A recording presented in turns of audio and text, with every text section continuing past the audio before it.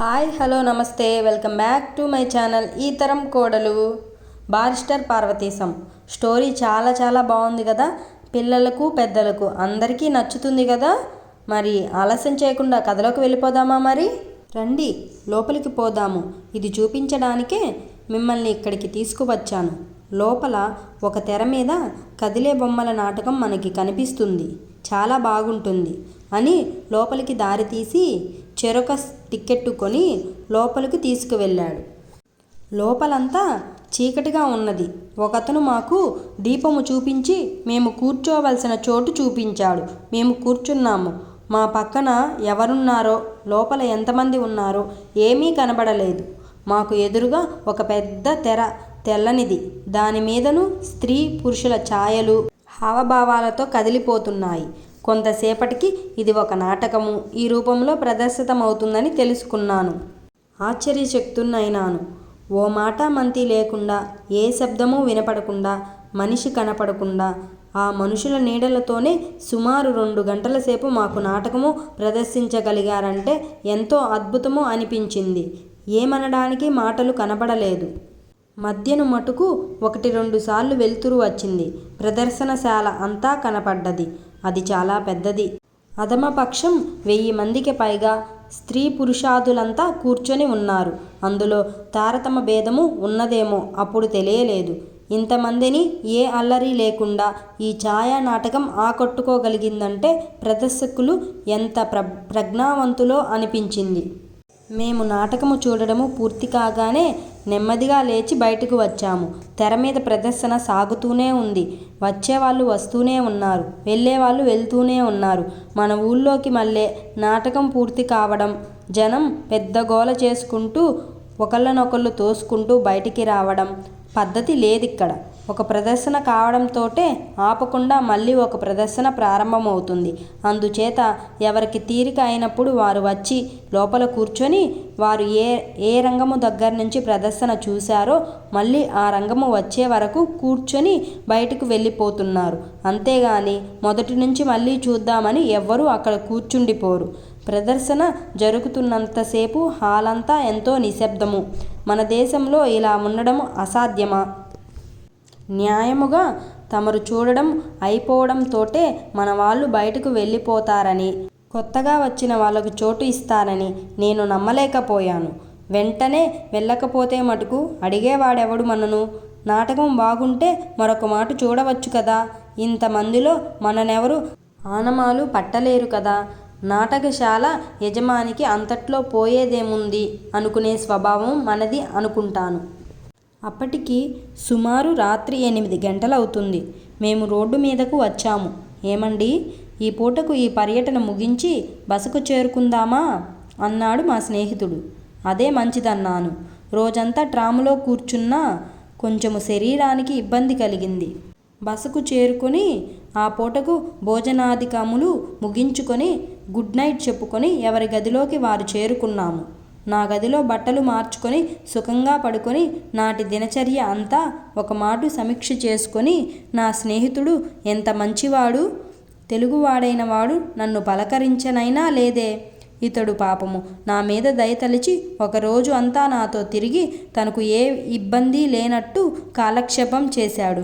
మన వాళ్ళు కూడా ఇలా ఉండలేరో అనుకుంటూ నాకు తెలియకుండానే ఏరు దాటాను, అనగా నిద్రాదేవత బడిలోనికి ఒరిగానన్నమాట. ఉదయం లేచి నా నిత్యకృత్యాలన్నీ తీర్చుకొని డ్రెస్ వేసుకునేసరికి మా స్నేహితుడు మీనన్ మళ్ళీ వచ్చాడు. నవ్వుతూ గుడ్ మార్నింగ్ చెప్పి కూర్చొని, నీకు రాత్రి బాగా నిద్ర పట్టిందా అని, ఏమీ అలసటగా లేదు కదా అని నా యోగక్షేమం కనుక్కున్నాడు. మీరీవేళ ఉంటారా? ఇక్కడ నుంచి ఎక్కడకు వెళ్తారు? మీరు ఏర్పాటు చేసుకున్న కార్యక్రమం ఏమిటి అన్నాడు. నాకు ఏ ఏర్పాటు లేదని, ఏం చేయాలో తోచడం లేదని, ఇంటి దగ్గర ఏమీ ఆలోచించకుండా, ఏ నిర్ణయాలు చేసుకోకుండా, ఎవరితో చెప్పకుండా వచ్చానని నా రహస్యం బయటపెట్టాను. అతను నవ్వి, నీ వాలకం చూస్తే ఇలాంటి పని ఏదో చేశావని ఊహించానులే. నీలాంటి వాళ్ళు మీ ప్రాంతం నుంచి ఇప్పుడిప్పుడే రావడం మొదలుపెట్టారు. అయితే నీవు ఏమి చదువుదామని అనుకుని వచ్చావు? డబ్బు సరిపడా ఉన్నదా? మీ వాళ్ళు పంపిస్తారా? లేకపోతే ఇక్కడి నుంచి వెనక్కి వెళ్ళిపోతావా అన్నాడు. నేను కొలంబో నుంచి మా వాళ్లకు ఉత్తరం రాశానని, వాళ్ళు నాకు మార్సెల్స్కు డబ్బు పంపించారని, నన్ను ఇంటికి రమ్మని బ్రతిమలాడుతూ ఉత్తరం రాశారని, కానీ అలా వెళ్ళిపోవడం నాకెంత మాత్రమూ ఇష్టం లేదని, ఎలాగో శ్రమపడి మా వాళ్ళు డబ్బు పంపించగలరని, అందుచేత ఎక్కడో ఒకచోట చదువులో ప్రవేశించాలని నా నిర్ణయమని చెప్పాను. నేను ఎక్కడ చేరితే బాగుంటుందో, ఎక్కువ ఖర్చు కాకుండా ఉంటుందో, నేనక్కడికి ఎలా వెళ్ళాలో మీ సలహా ఇస్తే సంతోషిస్తాను. నాకు బారిస్టర్ పరీక్షకు చదవాలని ఉన్నది. నేను ఇంటి దగ్గర హైస్కూలు చదువుతో ఆగిపోయాను. ఇంక నేనేమి చేయాలో చెప్పండి అన్నాను. బాగుంది, చాలా సంతోషం. నీవు అన్నమాట, నీవు చేసిన పని దాపరికము లేకుండా చెప్పావు. నన్ను నమ్మి. నిన్ను చూస్తే చాలా పసివాడవని, అమాయకుడవని తెలుస్తుంది. నీ మీద నాకొక సోదరభావము కలిగింది. నీవు ఇలాంటి చోట్ల నెగ్గుకు రావడం కష్టం. స్కాట్లాండ్లో ఎడింబరో పట్టణమునకు నువ్వు వెడితే అక్కడ నుండి చదువుకోవచ్చును. అక్కడ ఉండడానికి ఇక్కడి కంటే సుఖంగా ఉంటుంది. డబ్బు చాలా తక్కువ అవుతుంది. మన దేశస్థులు చాలామంది ఉన్నారక్కడ. ఊరు ఇంతకంటే చాలా చిన్నది కావడం మూలాన తరచూ మన వాళ్ళందరూనూ కలుసుకునే అవకాశం ఎక్కువగా ఉంటుంది. నీవు హైస్కూల్ చదువుతో ఇంటి దగ్గర ముగించానన్నావు కనుక ఇక్కడ ఎంట్రన్స్ పరీక్షకు కూర్చోవలసి ఉంటుంది. 3-4 మాసములు ఇక్కడే ఎవరి చేతనో ప్రైవేటు చెప్పించుకొని పరీక్షకు వెళ్ళవచ్చును. ఆ తరువాత నీవనుకున్న బారిస్టర్ పరీక్షకు చదవవచ్చును. నీకు ఓపిక ఉంటే MA పరీక్షకు కూడా ఏకకాలమందు చదవవచ్చును. ఏమంటావు అన్నాడతను. నేను అనడానికేమున్నది, మీరేమి చెప్పినా దానికి తదాస్తు అనడమే నా పని అన్నాను. అయితే ఈవేళ నేను నీతో రావడానికి తీరుబడి లేదు. ఈ ఇండియన్ హౌస్ సంస్థను నడపడానికి ఇక్కడ ఒక ఆవిడ మేనేజరుగా ఉన్నది. ఆమె మధ్యాహ్నము నీవలే కొత్తగా వచ్చిన వాళ్లను కొందరిని జంతు ప్రదర్శనశాలకు తీసుకువెళ్ళవలనని అనుకుంటున్నది. నిన్ను ఆమెకు పరిచయము చేస్తానిప్పుడు. ఆమెతో కూడా వెళ్ళు. మీరు సాయంత్రము 4-5 గంటలకు ఇక్కడికి తిరిగి వస్తారు. అప్పటికి నేను రావడానికి ప్రయత్నము చేస్తాను. మనం ఇప్పుడు పలహారం ముగించుకొని ఆవిడను కలుసుకుందాం. ఆ తరువాత నా దారిన నేను వెళ్తాను. అటు భోజనశాల వైపు దారి తీశాడు. అక్కడ మా పని ముగించుకొని ఆ మేనేజరు దగ్గరకు వెళ్ళాము.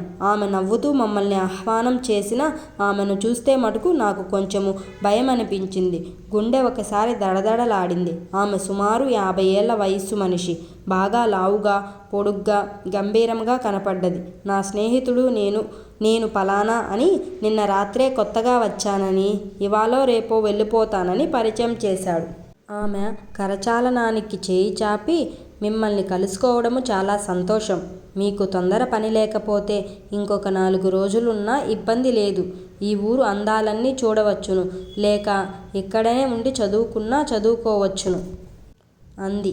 నా స్నేహితుడు ఆమె దగ్గర సెలవు తీసుకొని వెళ్ళిపోయాడు. ఆమె నన్ను కూర్చోమని నా ఊరు పేరు అన్నీ అడిగింది. మరో 2 నిమిషాలు ఆ మాట ఈ మాట చెప్పి, మధ్యాహ్న భోజనం కాగానే జంతు ప్రదర్శనశాలకు కొందరు మిత్రులు మీ దేశము నుంచి కొత్తగా వచ్చిన వారిని తీసుకొని వెళ్ళాలనుకుంటున్నాను. నీవు కూడా వస్తావా అని అడిగింది. తప్పకుండా, సంతోషంతో వస్తా అన్నాను.